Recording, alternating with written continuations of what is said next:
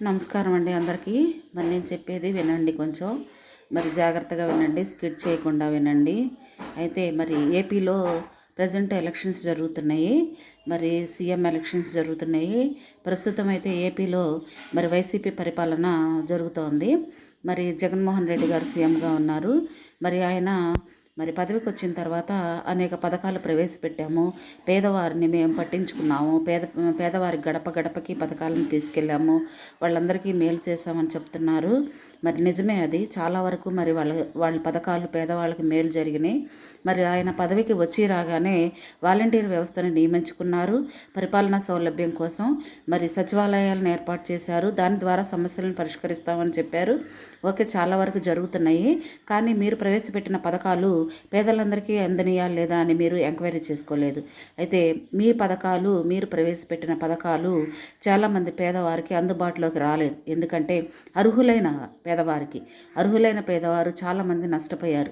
మరి వాళ్ళు ఎలాంటి లబ్ధిని కూడా పొందలేదు. ఎందుకంటే మరి దానికి ఉదాహరణ నేనే. మేము చాలా పేదవారమే. అయితే నా భర్త ప్రైవేట్ జాబ్ చేస్తూ ఉంటారు. ఆయనకి హెల్త్ బాగోక ఈ మధ్యలో జాబ్ కూడా మానేశారు. నేను కూడా చిన్న స్కూల్లో ప్రైవేట్ టీచర్గా పనిచేస్తున్నాను. మరి నాకు 7,000 రూపాయల శాలరీ వస్తుంది. దాంతోనే మేము నెల మొత్తం జరుపుకుంటూ ఉంటాం అనమాట. మాకు ఎలాంటి ఆస్తులు కానీ ఇళ్ళు వాకిళ్ళు కానీ లేవు. ఎందుకంటే మరి ఆ ఇల్లు అంటే జగన్మోహన్ రెడ్డి గారు మరి స్థలాలు ఇచ్చారు. మరి మాకు అది కూడా రాలేదు. ఎందుకంటే దానికి కారణం ఉంది, నేను కాదంటలేదు. ఎందుకంటే మాది బిలో పావర్టీ లైన్ అనమాట. అంటే మాది వైట్ రేషన్ కార్డు.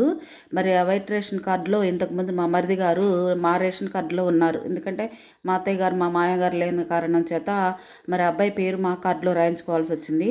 తర్వాత మరి కొన్ని రోజుల తర్వాత అబ్బాయికి జాబ్ రావడం జరిగింది. గవర్నమెంట్ ఎంప్లాయీగా వచ్చింది. అబ్బాయి మ్యారేజ్ చేసుకున్నాడు. మరి సపరేట్గా ఫ్యామిలీ వెళ్ళిపోయింది. వాళ్ళకి పిల్లలు పుట్టారు. వాళ్ళు సపరేట్గా ఉంటున్నారు. అయితే అబ్బాయి పేరు మా కార్డులో నుంచి తీసుకోవడానికి మేము చాలా ప్రయత్నం చేశాము. చాలాసార్లు తిరిగాము ఆ సచివాలయాల చుట్టూ. ఏది పని అవ్వలేదు. అక్కడ ఆప్షన్ లేదు అని చెప్తున్నారనమాట. మరి ఈ 5 సంవత్సరాల్లో జగన్మోహన్ రెడ్డి గారు ఇచ్చిన ఏ పథకం కూడా మా గడపలోకి చేరలేదు. నాలాంటి వాళ్ళు చాలామంది, ఎంతోమంది ఇక్కడే చూస్తున్నాను. ఇక్కడే చాలామంది ఉన్నారు. అర్హులైన వారికి అందలేదు. ఎందుకంటే కొంతమంది కరెంటు బిల్లు వస్తుందని నిజంగా వాళ్ళు కరెంటు బిల్లు కట్టే స్థితిలో కూడా లేరు. వాళ్ళకి కరెంటు బిల్లు రావటం. అలాగే కొంతమందికి 4 చక్రాల వాహనాలు ఉన్నాయని వాళ్ళు ఏదో కొంచెం మరి బ్రతుకు తెరువు కోసం కొనుక్కుంటే దాని ఉందని అలా చాలా రకాలుగా చెప్పి తీసేశారు. మరి మీ దృష్టికి రాలేదని నేను అడుగుతున్నాను. మరి మీ దృష్టికి వచ్చే ఉంటాయి. మరి వాటిని పరిష్కరించుకోలేదు మీరు. ఎందుకంటే మరి వాటన్నిటిని పరిష్కరించుకోవాలి. మరి అప్పుడే మరి ప్రతి పేదవాడు మరి లబ్ధిని పొందినట్టుగా ఉంటుంది. మరి మాలాంటి వాళ్ళు ఎంతోమంది బాధపడ్డారు. మరి మీ దృష్టికి తీసుకురావాలని చూశారు. కానీ మరి వచ్చిందో లేదో మాకైతే తెలియదు.